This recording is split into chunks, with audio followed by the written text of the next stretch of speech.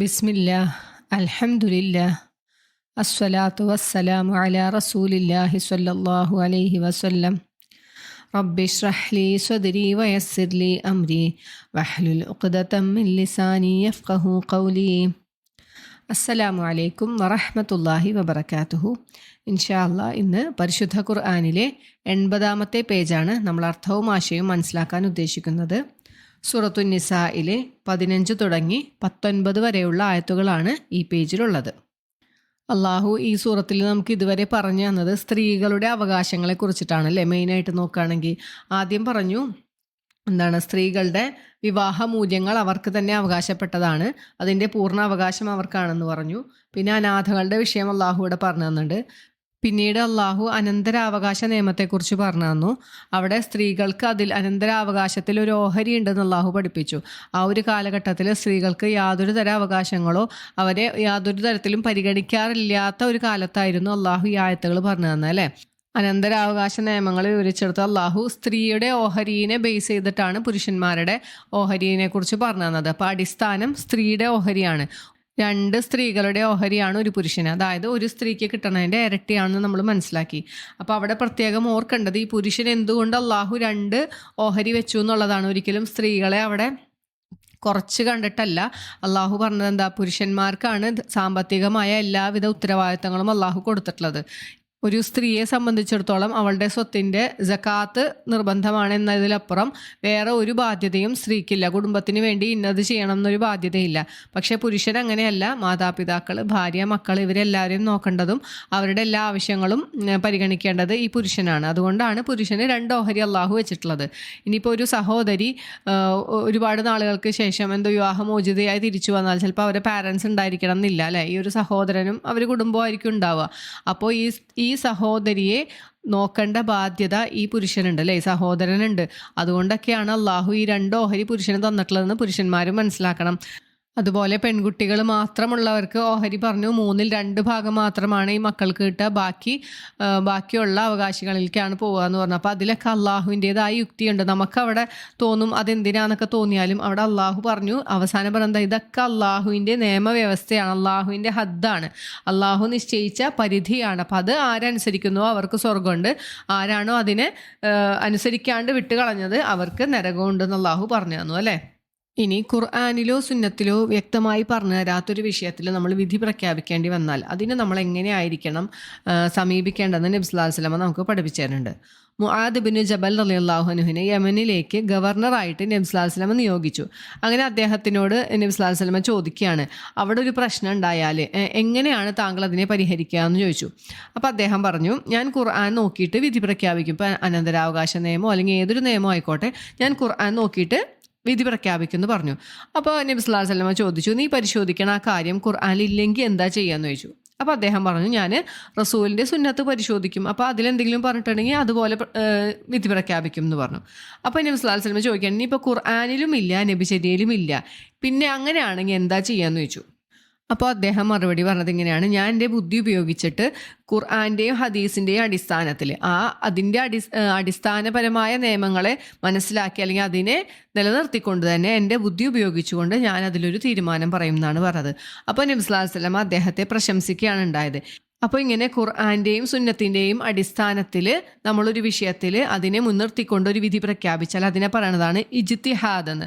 അപ്പോൾ അള്ളാഹു നിശ്ചയിച്ചു തന്നൊരു നിയമം, കൃത്യമായി ഖുർആനിൽ പറഞ്ഞു തന്നൊരു നിയമത്തിൽ പിന്നെ ഒരു ഇജ്തിഹാദ് ഇല്ല, അതിൽ നമുക്ക് പിന്നെ ഒരു ചോയ്സ് ഇല്ല.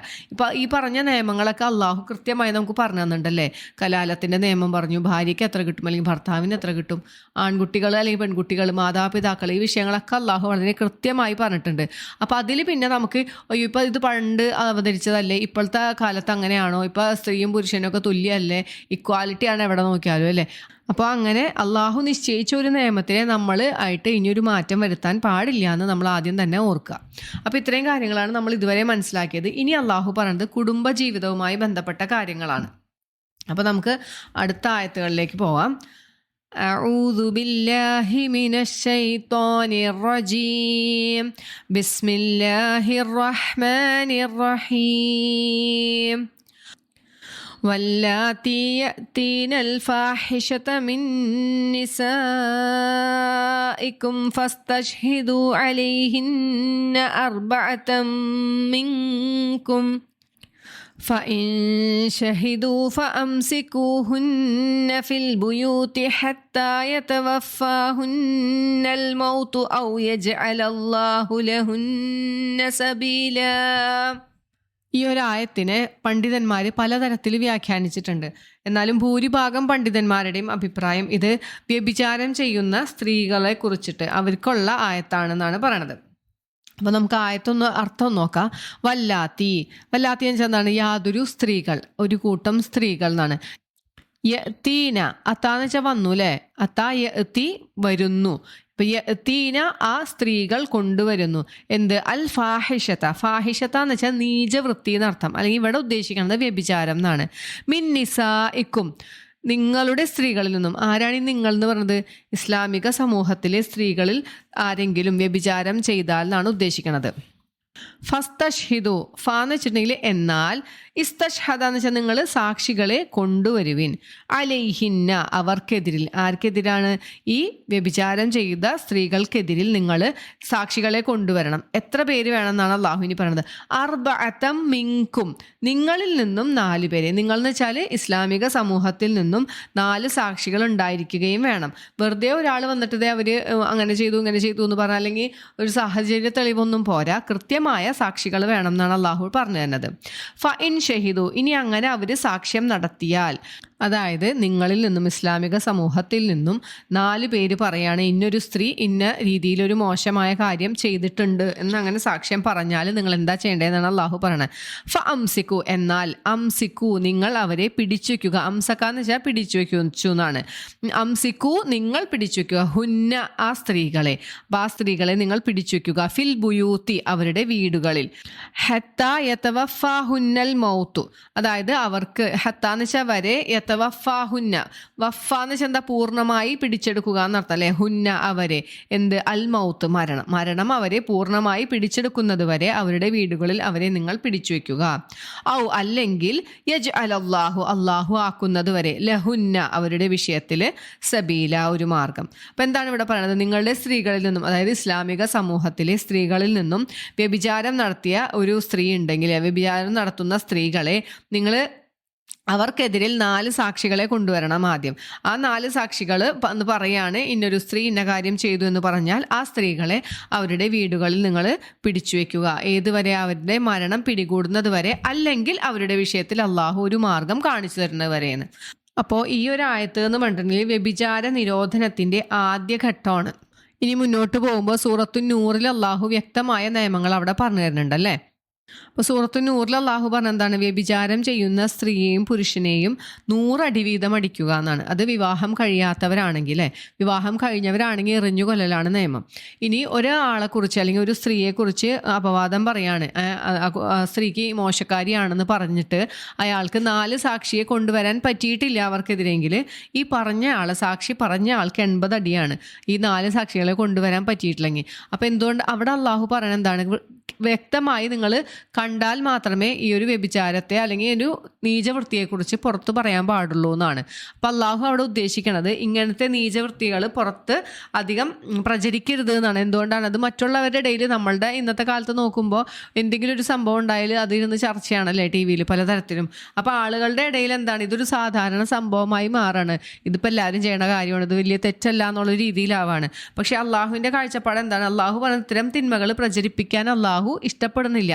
4 സാക്ഷികൾ വ്യക്തമായി കണ്ടാൽ മാത്രമേ അത് നിങ്ങൾ പരസ്യപ്പെടുത്താൻ പാടുള്ളൂ എന്നാണ് അള്ളാഹു നമുക്ക് പറഞ്ഞു തരുന്നത്. അപ്പോൾ അങ്ങനെ 4 സാക്ഷികൾ വന്നാൽ നിങ്ങൾ അവരെ വീട്ടിൽ തടഞ്ഞു വെക്കുക എന്ന്. സ്ത്രീകളെയാണ് തടഞ്ഞു വെക്കാൻ പറയുന്നത്. എന്തുകൊണ്ടാണ്? കാരണം പുരുഷന്മാരെന്ന് വെച്ചാൽ പുറത്തിറങ്ങി ജോലിക്ക് പോണവരായിരിക്കും അല്ലേ? ഇപ്പോൾ വിവാഹം കഴിഞ്ഞ ആളുകളാണെങ്കിൽ അവരുടെ കുടുംബത്തിനെ നോക്കണം. അപ്പോൾ പുരുഷനെ ഒരിക്കലും വീട്ടിൽ തടഞ്ഞു വെക്കുക എന്നുള്ളത് പോസിബിൾ അല്ലാത്തതുകൊണ്ട് സ്ത്രീയെ, ആരെങ്കിലും ഒരാൾ വീട്ടിലായിട്ടുണ്ടെങ്കിൽ ഈ മോശമായ കാര്യം നടക്കൂലല്ലോ. അപ്പോൾ അതാണ് ഇവിടെ ഇതുകൊണ്ട് ഉദ്ദേശിക്കുന്നത്. പിന്നെ പറഞ്ഞു ഔ യജ് അലല്ലാഹു ലഹുന്ന സബീല അവരെക്കുറിച്ച് അല്ലെങ്കിൽ അവരെ സംബന്ധിച്ച് ഒരു മാർഗം അള്ളാഹു നിങ്ങൾക്ക് ആക്കി തരുന്നത് വരെയെന്ന്. അത് ഉദ്ദേശിക്കണത് ഇനി അള്ളാഹു ഈ ഒരു വിഷയത്തിൽ അടുത്തൊരു ആയത്ത് അവതരിക്കുന്നത് വരെയാണ് ഈ ഒരു നിയമമുള്ളത്. ഈ വീട്ടിൽ അവരെ വെക്കുക അല്ലെങ്കിൽ പുറത്തേക്ക് വിടാണ്ട് നിർത്തുക. ഒരിക്കലും വീട്ടിൽ കെട്ടിയിടാനോ അല്ലെങ്കിൽ വീട്ടിൽ റൂമിൽ റൂമിൽ പൂട്ടിയിടാനല്ല ഉദ്ദേശിക്കുന്നത്, അവരെ പുറത്ത് പോകാൻ അനുവദിക്കാതെ വീട്ടിൽ തന്നെ നിർത്തുക എന്നാണ് ഉദ്ദേശിക്കുന്നത്. അപ്പോൾ സൂറത്ത് നൂറിലെ ആയത്ത് അവതരിച്ചതോടുകൂടി ഈ നിയമത്തിൻ്റെ കാലം അവസാനിച്ചു എന്നാണ് മനസ്സിലാക്കുന്നത്. ഇനി അടുത്ത ആയത്തിൽ അള്ളാഹു പറഞ്ഞു വല്ലദാനി യഅ്തിയാനിഹ. വല്ലദാനി എന്ന് വെച്ചാൽ യാതൊരു കൂട്ടർ, 2 പേർ. യഅ്തിയാനിഹ അത്താന്ന് വെച്ചാൽ വന്നു, യഅ്തി കൊണ്ടുവന്നു, യഅ്തിയാനിഹ അതിനെ കൊണ്ടുവന്നു. എന്താണ്? ആ വ്യഭിചാരത്തെ കൊണ്ടുവന്നാൽ, അത് ആരെങ്കിലും 2 പേര് വ്യഭിചാരം ചെയ്താൽ, മിൻകും നിങ്ങളിൽ നിന്നും, ഫആദൂഹുമ ആദാന്ന് വെച്ചിട്ടുണ്ടെങ്കിൽ ഉപദ്രവിക്കുക എന്നാണ്. ഫ എന്നാൽ അല്ലെങ്കിൽ അപ്പോൾ, നിങ്ങൾ അവരെ ഉപദ്രവിക്കുക, ഹുമ അവർ 2 പേരെയും നിങ്ങൾ ഉപദ്രവിക്കുക അല്ലെങ്കിൽ പീഡിപ്പിക്കുക, അതായത് ശിക്ഷ നടപ്പാക്കുക. ഫ ഇൻ താബ ഇനി അവർ പശ്ചാത്തപിച്ചാൽ, അവർ 2 പേരും പശ്ചാത്തപിച്ചാൽ, അസ്ലഹ എന്നിട്ട് പശ്ചാത്തപിച്ചു പിന്നെ അവർ നന്നാക്കി, അസ്ലഹ എന്ന് വെച്ചാൽ നന്നാക്കി, അവരുടെ രീതികളൊക്കെ നന്നാക്കി, അങ്ങനെയാണെങ്കിൽ ഫഅരിലു എന്ന് വെച്ചാൽ നിങ്ങൾ തിരിഞ്ഞു കളയുക അല്ലെങ്കിൽ അവരെ വിട്ടേക്കുക, അൻഹുമ അവർ 2 പേരെയും. പിന്നെ നിങ്ങൾ അവർ 2 പേരെ കുറിച്ചിട്ടും കുറ്റം പറയാനോ അവർക്കെതിരെ ശിക്ഷ നടപ്പാക്കാനോ പാടില്ല. ഇവരൊരു തെറ്റ് ചെയ്തു, അങ്ങനെ അവർ പശ്ചാത്തപിക്കുകയാണ്, അതിൽ നിന്നും പൂർണ്ണമായും അവർ തിരിഞ്ഞു കളഞ്ഞ് നന്നാവുകയാണെങ്കിൽ നിങ്ങൾ പിന്നെ അവരോട് പിന്നെ ഒരു തരത്തിലും അവരെ പീഡിപ്പിക്കാനോ ഉപദ്രവിക്കാനോ പാടില്ല. ഇന്നല്ലാഹ നിശ്ചയമായും അല്ലാഹു കാന തവ്വാബർ റഹീമ അല്ലാഹു ഏറെ പശ്ചാത്താപം സ്വീകരിക്കുന്നവനും കരുണാനിധിയുമാണ്. അപ്പോൾ ഒരു തെറ്റു ചെയ്തു പോയി എന്നതിൻ്റെ പേരിൽ ജീവിതകാലം മുഴുവൻ അവരെ അതിൻ്റെ പേരിൽ ക്രൂശിക്കേണ്ട കാര്യമില്ല എന്നാണ് അല്ലാഹുവിടെ പറഞ്ഞു തരുന്നത്. ഇനി അടുത്ത ആയത്തിൽ അല്ലാഹു പറയുന്ന വിഷയം എന്താണ് തൗബ, അല്ലെങ്കിൽ എങ്ങനെയാണ് നമ്മൾ തൗബ ചെയ്യേണ്ടതെന്നും അല്ലാഹുവിൻ്റെ മേൽ ബാധ്യത ഉള്ളത് എങ്ങനത്തെ തൗബയ്ക്കാണെന്നാണ് അല്ലാഹു പറയണത്. ഇന്നമ എന്ന് വെച്ചാൽ മാത്രം, അത്തൗബത്തു പശ്ചാത്താപം, അലല്ലാഹി അള്ളാഹുവിൻ്റെ മേൽ, അതായത് പശ്ചാത്താപം സ്വീകരിക്കൽ അള്ളാഹുവിൻ്റെ മേൽ ബാധ്യതയുള്ളത് യാതൊരു തരത്തിൽ മാത്രമാകുന്നു. ഏതൊരു കൂട്ടരുടെ എന്നാണ് ഇനി പറഞ്ഞത്.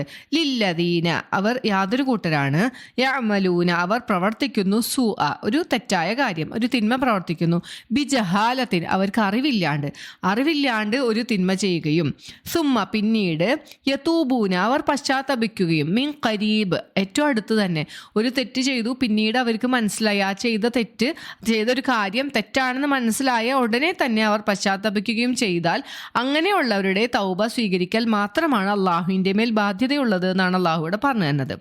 ഫഉലൈക എന്നാൽ അക്കൂട്ടർ, യതൂബുല്ലാഹു അലൈഹിം അള്ളാഹു അവരുടെ പശ്ചാത്താപം സ്വീകരിക്കും. വകാന അല്ലാഹു അലീമൻ ഹക്കീമ അള്ളാഹു അലീമാകുന്നു സർവജ്ഞനാകുന്നത് ഏതൊരു വിഷയവും എപ്പോൾ ചോദിച്ചാലും ഏതൊരു വിഷയത്തെക്കുറിച്ചും അറിവുള്ളവനാണ്. അലീം എന്ന് വെച്ചിട്ടുണ്ടെങ്കിൽ ഇപ്പം നമ്മൾക്ക് ഒരു കാര്യം ചോദിച്ചാൽ നമ്മൾ പറയും ആ വിഷയം എനിക്കറിയില്ല, അല്ലെങ്കിൽ ഞാനൊന്ന് നോക്കിയിട്ട് പറയാം, അല്ലെങ്കിൽ പിന്നെ ഒന്ന് പറയാം എന്നൊക്കെ പറയില്ല. അത് അങ്ങനെ ഒരു സംഭവം അള്ളാഹുവിന് ഏതൊരു കാര്യം എപ്പോൾ ചോദിച്ചാലും അതിന് കൃത്യമായി അള്ളാഹുക്ക് അറിയാം. അതാണ് അലീം കൊണ്ട് ഉദ്ദേശിക്കുന്നത്. ഹക്കീമാന്ന് വെച്ചാൽ അഗാധജ്ഞനാണ് അള്ളാഹു. അപ്പോൾ അള്ളാഹു ഇവിടെ പറഞ്ഞു തന്നത് തൗബേനെ കുറിച്ചിട്ടാണല്ലേ. അപ്പം നമ്മൾ എങ്ങനെയായിരിക്കണം തൗബ ചെയ്യേണ്ടത്? ഒരു കാര്യം നമുക്ക് അറിവില്ലാണ്ട് നമ്മൾ തെറ്റ് ചെയ്തു പോയി, എന്നിട്ട് നമുക്ക് ആ തെറ്റ് മനസ്സിലായ ഉടനെ തന്നെ ഏറ്റവും അടുത്ത് തന്നെ നമ്മൾ പശ്ചാത്തപിക്കണം എന്നാണ് അള്ളാഹു പറഞ്ഞത്. അങ്ങനെയുള്ളവരുടെ തൗബ സ്വീകരിക്കൽ മാത്രമാണ് അള്ളാഹുവിൻ്റെ മേൽ ബാധ്യതയുള്ളത് എന്ന്. അപ്പം അങ്ങനെ നമ്മൾ തൗബ ചെയ്താൽ അത് അള്ളാഹു സ്വീകരിക്കും എന്നർത്ഥം. ഇനി ചില ആളുകളുണ്ട്, ചില തെറ്റ് ചെയ്തുകൊണ്ടേ ഇരിക്കും, എന്നിട്ട് കുറേ നാൾ കഴിയുമ്പോഴായിരിക്കും അത് ചിലപ്പോൾ തൗബ ചെയ്യുണ്ടാവുക, അറിഞ്ഞുകൊണ്ടൊക്കെ തന്നെയായിരിക്കും തെറ്റ് ചെയ്യുണ്ടാവുക. അപ്പം അങ്ങനെയുള്ളവരെ കുറിച്ചിട്ട് അള്ളാഹു പറഞ്ഞെന്താണ്, അള്ളാഹു ഉദ്ദേശിച്ച ആളുകൾക്ക് ചിലപ്പോൾ അള്ളാഹു പുറത്തു കൊടുക്കും, അല്ലാത്തവർക്ക് അള്ളാഹു ശിക്ഷിക്കും എന്ന്. അപ്പം മറ്റേത് അങ്ങനെയല്ല, നമ്മൾ തെറ്റ് ചെയ്തു, നമുക്ക് അറിയാണ്ടൊരു തെറ്റ് ചെയ്തു, അറിഞ്ഞപ്പോൾ തന്നെ ഉടനെ തന്നെ നമ്മൾ അള്ളാഹുവിനോട് പശ്ചാത്തപിച്ചാൽ അവിടെ അള്ളാഹു തൗബ സ്വീകരിക്കും. നമ്മൾ ആത്മാർത്ഥമായി തൗബ ചെയ്താൽ സ്വീകരിക്കും എന്നാണ് അവിടെ ഉദ്ദേശിക്കുന്നത്. പിന്നെ ഇപ്പോൾ ഇതിനെക്കുറിച്ചിട്ടൊരു ഹദീസ് പറയണത്, നിശ്ചയമായും മനുഷ്യന്റെ മരണം തൊണ്ടക്കുഴിയിലെത്തുന്നത് വരെ അതുവരെയുള്ള പശ്ചാത്താപം അള്ളാഹു സ്വീകരിക്കുന്നതാണെന്ന് നബി സല്ലല്ലാഹു അലൈഹി വസല്ലം പറഞ്ഞിട്ടുണ്ട്. അപ്പോൾ ഉദ്ദേശം എന്താണ്? പെട്ടെന്ന് തന്നെ തൗബ ചെയ്തില്ലെങ്കിലും ചില ആളുകൾക്ക് ഇനി കുറെ കഴിഞ്ഞിട്ടാണ് ചെയ്യെങ്കിലും അള്ളാഹു ഉദ്ദേശിച്ചാൽ അള്ളാഹു അവിടെ അവരുടെ തൗബ സ്വീകരിക്കും, അവർക്ക് തെറ്റുകളൊക്കെ പുറത്തു കൊടുക്കും എന്നാണ് മനസ്സിലാക്കേണ്ടത്. ഷിർക്കല്ലാത്ത ഏതൊരു പാവവും അള്ളാഹു പുറത്തുനിന്നും കണ്ടിട്ടുണ്ട്, അവൻ ആത്മാർത്ഥമായി പശ്ചാത്തപിച്ചാൽ അല്ലേ. പക്ഷേ ഇതും പറഞ്ഞിട്ട് നമ്മൾ ഇങ്ങനെ തെറ്റ് ചെയ്തുകൊണ്ടേ ഇരിക്കുക, നമുക്കറിയില്ല മരണം എപ്പോഴാണ് വരിക എന്നല്ലേ ഓരോരുത്തർക്കും. അപ്പോൾ കുറച്ച് നാൾ കഴിയട്ടെ, മരിക്കാനൊന്നും ആയിട്ടില്ലല്ലോ, എനിക്കധികം പ്രായമൊന്നും ആയിട്ടില്ലല്ലോ എന്ന് വിചാരിക്കരുത്. നമ്മൾ ഏതൊരു തെറ്റ് നമ്മളിൽ നിന്ന് വന്നു പോയാൽ ഏറ്റവും പെട്ടെന്ന് തന്നെ പശ്ചാത്തപിക്കണം എന്നാണ് അള്ളാഹു നമുക്ക് പഠിപ്പിച്ചു തരുന്നത്. ഇനി അള്ളാഹു പറയണം എങ്ങനെയുള്ള തൗബയാണ് അള്ളാഹു സ്വീകരിക്കാത്തത്, അല്ലെങ്കിൽ എങ്ങനെയാണ് നിങ്ങൾ തൗബ ചെയ്യാൻ പാടില്ലാത്തത് എന്നാണ് അള്ളാഹു പറഞ്ഞത്. വലൈസത്തി തൗബത്തു, പശ്ചാത്താപമല്ല, ലില്ലദീന യഅമലൂന സയ്യിആത്ത്, ലില്ലദീന യാതൊരു കൂട്ടർ, യഅമലൂന എന്ന് വെച്ചാൽ അവർ പ്രവർത്തിക്കുന്നു, സയ്യിആത്ത് മോശമായ കാര്യങ്ങൾ, തിന്മ പ്രവർത്തിക്കുന്നു, ഹത്ത വരെ, ഇദാ ഹലറ അഹദഹുമുൽ മൗത്ത്, ഒരാൾക്ക് മരണം വരുന്നത് വരെ, മരണം ആസന്നമാകുന്നത് വരെ അയാൾ തിന്മ ചെയ്തുകൊണ്ടേയിരിക്കും. ഖാല, എന്നിട്ട് അയാൾക്ക് മരണം വന്നു കഴിഞ്ഞാൽ എന്ത് ചെയ്യും? അപ്പോൾ അയാൾ പറയും ഖാല ഇന്നി തുബ്തുൽ ആൻ, അപ്പോൾ പറയും നിശ്ചയമായും ഞാനിതാ തൗബ ചെയ്തിരിക്കുന്നു എന്ന് പറയും. ഇനി തൗബ സ്വീകരിക്കാത്ത വേറെ ആൾക്കാരെ കുറിച്ച് അള്ളാഹു പറയാണ്, വലല്ലദീന യമൂത്തുന, യാതൊരു കൂട്ടർ അവർ മരിക്കുന്നില്ല എന്നാണ്, വഹും കുഫാർ, അവിശ്വാസികളായിക്കൊണ്ടല്ലാതെ. അപ്പോൾ അവിശ്വാസികളായിക്കൊണ്ട് മരണപ്പെട്ട ഒരാൾക്കും തൗബയില്ല, അയാളുടെ തൗബ സ്വീകരിക്കുകയുമില്ല.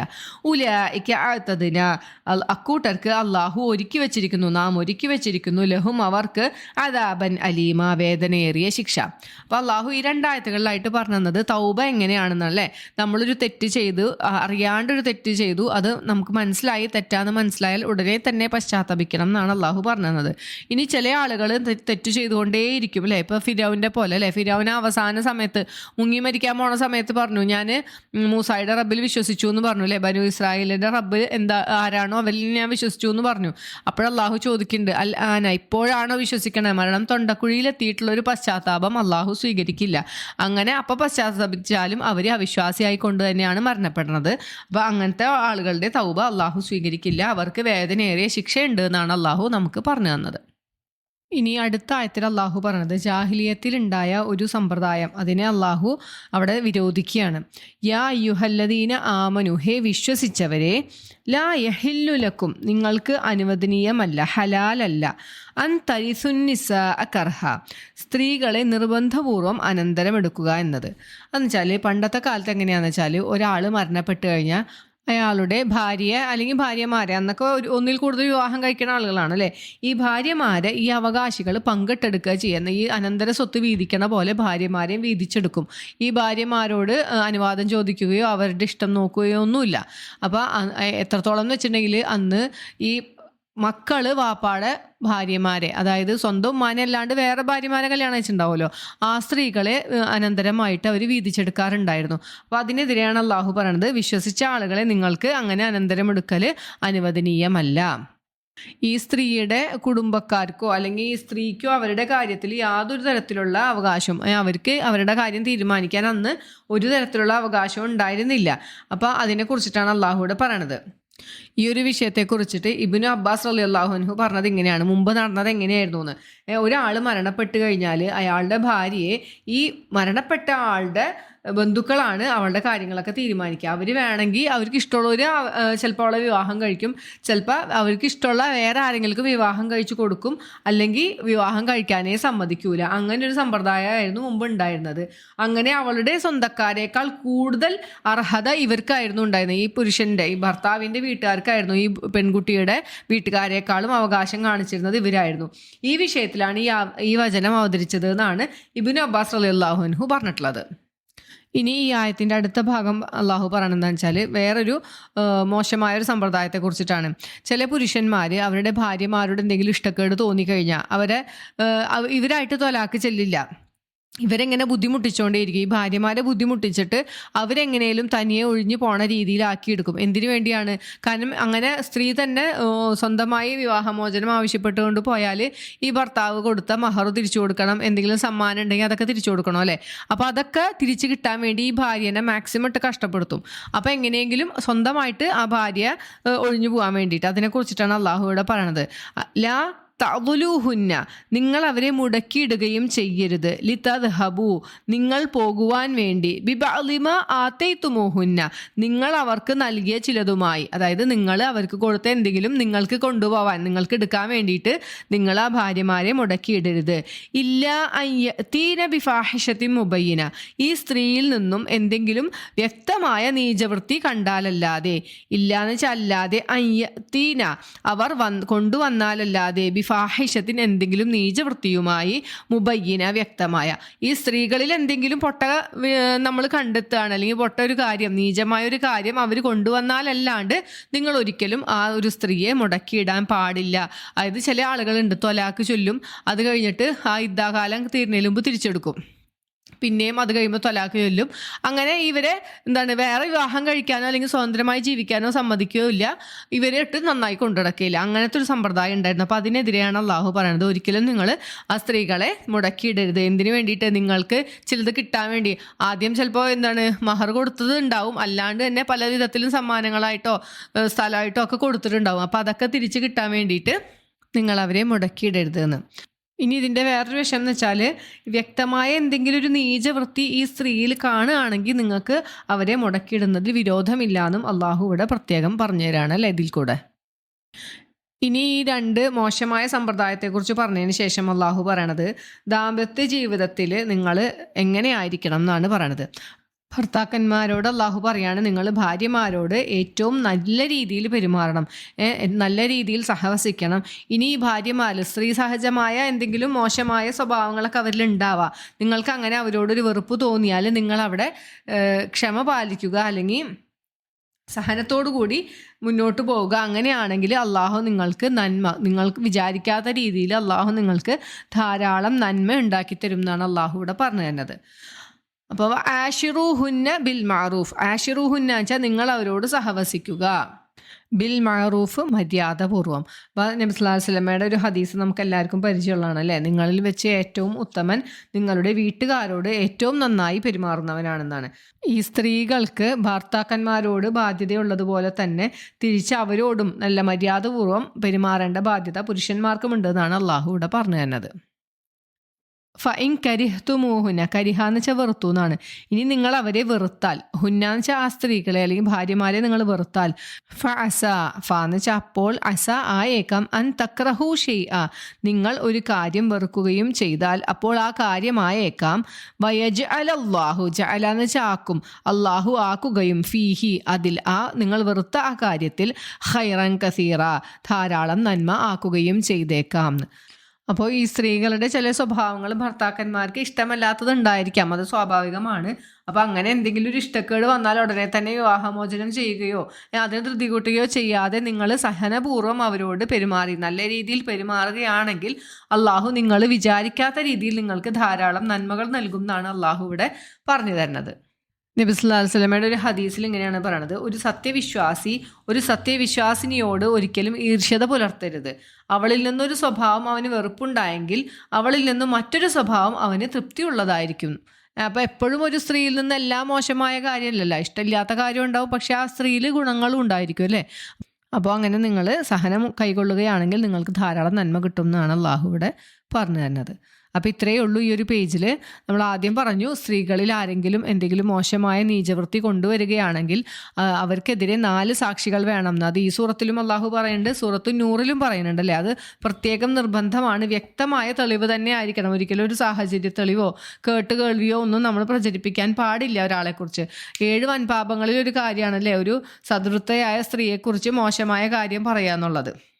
അപ്പോൾ അത് കണ്ണുകൊണ്ട് വ്യക്തമായി കണ്ടാൽ മാത്രമേ ആ ഒരു കുറ്റത്തിന്, അതും 4 സാക്ഷികളുണ്ടെങ്കിൽ മാത്രമേ അത് നമ്മൾ പ്രചരിപ്പിക്കാൻ പാടുള്ളൂ, അല്ലെങ്കിൽ പരസ്യമാക്കാൻ പാടുള്ളൂ എന്നാണ് നമ്മൾ പഠിച്ചു വെക്കേണ്ട ഒരു കാര്യം.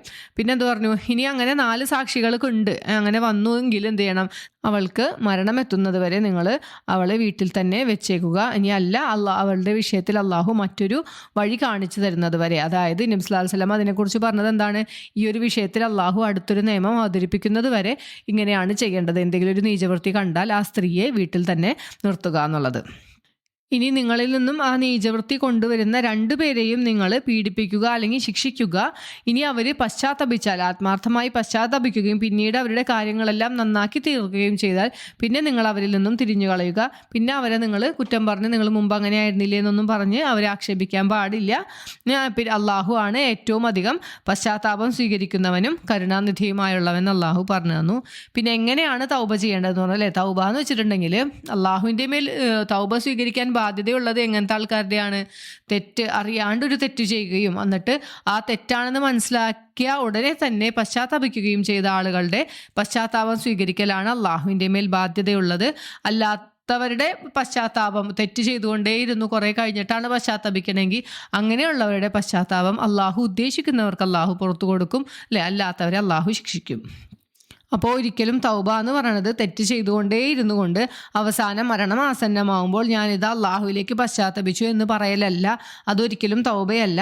പിന്നെ അവിശ്വാസി ആയിക്കൊണ്ട് മരണപ്പെട്ട ആൾക്കും തൗബയില്ല എന്നാണ് അള്ളാഹു പറഞ്ഞത്. അങ്ങനത്തെ ആൾക്കാർക്ക് വേദനയേറിയ ശിക്ഷ അള്ളാഹു ഒരുക്കി വെച്ചിട്ടുണ്ട് എന്നും പറഞ്ഞു. പിന്നെ പറഞ്ഞത് ജാഹിലിയത്തിൽ ഉണ്ടായ ഒരു മോശമായ സമ്പ്രദായത്തെക്കുറിച്ചിട്ടാണ്. അന്നത്തെ കാലത്ത് ഈ ഭർത്താക്കന്മാർ മരണപ്പെട്ടാൽ അദ്ദേഹത്തിൻ്റെ ഭാര്യമാരെ ഈ ഭർത്താവിൻ്റെ ബന്ധുക്കൾ അനന്തരമായി വീതിച്ചെടുക്കും. അവരുടെ ഇഷ്ടപ്രകാരം അവർ വീതിച്ചെടുക്കുക ചെയ്യാറ്. അപ്പോൾ അങ്ങനെ നിങ്ങൾ അവരെ അനന്തരം എടുക്കാൻ പാടില്ല എന്നാണ് വിശ്വസിച്ച ആളുകളെ കുറിച്ചിട്ട് അള്ളാഹു പറഞ്ഞത്. ഹേ വിശ്വസിച്ചവരെ എന്ന് വിളിച്ചിട്ടാണ് അള്ളാഹു അത് പറഞ്ഞു തന്നല്ലേ. അപ്പോൾ ഒരിക്കലും നിങ്ങൾ അവരുടെ കാര്യത്തിൽ നിങ്ങൾക്കല്ല അധികാരം, അതായത് ഭർത്താവിൻ്റെ വീട്ടുകാരെക്കാട്ടും അവകാശവും അധികാരമുള്ള ആ സ്ത്രീയുടെ വീട്ടുകാർക്കാണെന്നാണ് അള്ളാഹു പറഞ്ഞു തന്നത്. പിന്നെ പറഞ്ഞു എന്താണ് ഭർത്താക്കന്മാരുടെ മറ്റൊരു മോശമായ ഒരു നടപടിയെ കുറിച്ചിട്ടാണ് പറഞ്ഞത്. ഭാര്യമാരോട് എന്തെങ്കിലും ഇഷ്ടക്കേടുണ്ടെങ്കിൽ അവരെ ഇവർ മുടക്കിയിടും. സ്വന്തം ഭാര്യമാരായി അവർ പരിഗണിക്കുകയില്ല, എന്നാൽ അവരെ സ്വാതന്ത്ര്യത്തിനൊട്ട് വിടുകയില്ല. അങ്ങനെ നിങ്ങൾ കൊടുത്ത എന്തെങ്കിലും മഹറോ അല്ലെങ്കിൽ നിങ്ങൾ കൊടുത്ത എന്തെങ്കിലുമൊക്കെ സമ്മാനമോ നിങ്ങൾക്ക് തന്നെ തിരിച്ച് കിട്ടാൻ വേണ്ടിയിട്ട് അവരെ മാക്സിമം ബുദ്ധിമുട്ടിപ്പിച്ച് അവരെ മുടക്കിയിടാൻ നിങ്ങൾ പാടില്ല. കാരണം അവർ ഹുലു ചെയ്തു പോയാൽ ഇതൊക്കെ ഇവർക്ക് കിട്ടുമല്ലേ. അങ്ങനെ നിങ്ങൾ ചെയ്യാൻ പാടില്ല. ഏതുവരെ? നിങ്ങൾ അവരിൽ എന്തെങ്കിലും മോശമായ നീചവൃത്തി വ്യക്തമായി തെളിയുന്നത് വരെ. അങ്ങനെ എന്തെങ്കിലും അവരിൽ മോശമായ തെറ്റ് നിങ്ങൾ കാണുകയാണെങ്കിൽ നിങ്ങൾക്ക് അവരെ ബുദ്ധിമുട്ടിപ്പിക്കാം അല്ലെങ്കിൽ തടഞ്ഞു വെക്കാം എന്ന് അള്ളാഹു പറയുന്നുണ്ട്. പിന്നെ പറഞ്ഞു നിങ്ങൾ ഏറ്റവും നല്ല രീതിയിലായിരിക്കണം നിങ്ങളുടെ കുടുംബത്തോട് അല്ലെങ്കിൽ ഭാര്യമാരോട് നിങ്ങൾ സഹവസിക്കേണ്ടത്. ഇനി അവരിൽ ഈ സ്ത്രീകളിൽ എന്തെങ്കിലും ഇഷ്ടക്കേട് നിങ്ങൾക്ക് തോന്നിയാൽ, അവരിൽ സ്ത്രീ സഹജമായ ചില മോശമായ സ്വഭാവങ്ങളൊക്കെ ഉണ്ടായിരിക്കാം. അങ്ങനെ എന്തെങ്കിലും ഒരു കാര്യം കണ്ടാൽ നിങ്ങൾ ആ കാര്യത്തിൽ ക്ഷമിക്കുകയും സഹനം കൈക്കൊള്ളുകയും ചെയ്താൽ അള്ളാഹു നിങ്ങൾക്ക് ധാരാളം നന്മ ആ വിഷയത്തിൽ ഉണ്ടാക്കി തരും എന്നാണ് അള്ളാഹു നമ്മളെ പഠിപ്പിക്കുന്നത്. അപ്പോൾ ഇത്രയേ ഉള്ളൂ ഈ ഒരു പേജിൽ. അപ്പോൾ നമുക്കിവിടെ നിർത്താം. സുബ്ഹാനക അല്ലാഹുമ്മ വബിഹംദിക അഷ്ഹദു അൻ ലാ ഇലാഹ ഇല്ലാ അൻത അസ്തഗ്ഫിറുക വഅതൂബു ഇലൈക്. അസ്സലാമു അലൈക്കും വറഹ്മത്തുള്ളാഹി വബറകാതുഹു.